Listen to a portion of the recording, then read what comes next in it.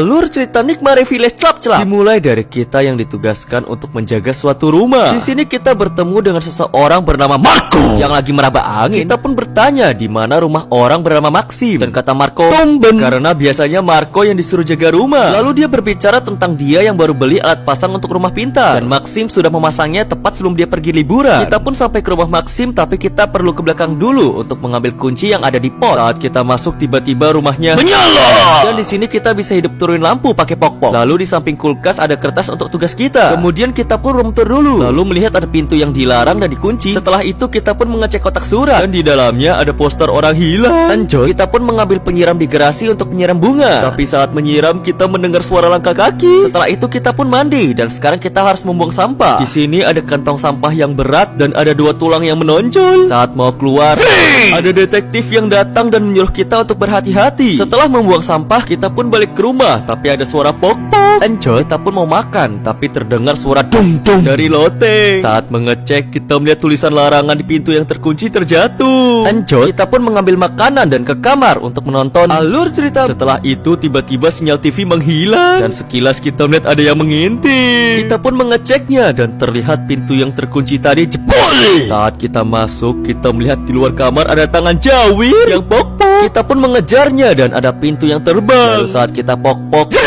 ada sosok jawir di jendela. Lalu saat berbalik, ada yang mengintip dari WC saat kita pok-pok.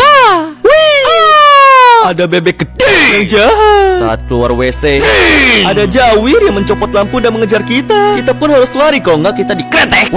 Kita pun lewat pintu, tapi karena pintunya terkunci, kita pun lewat jendela. Terlihat jawir yang nggak bisa keluar. Kita pun nggak mau ke rumah itu lagi. Lalu saat berjalan, kita melihat rumah Marco yang ada saus tomat di jendelanya. Kita pun ke kantor polisi, dan setelah itu ditemukan Marco di rumahnya dan Maxim di kantong sampah. Tetangga lain juga ada yang menghilang, dan sampai sekarang semuanya masih menjadi misteri. Tamat. Subreken moi tot.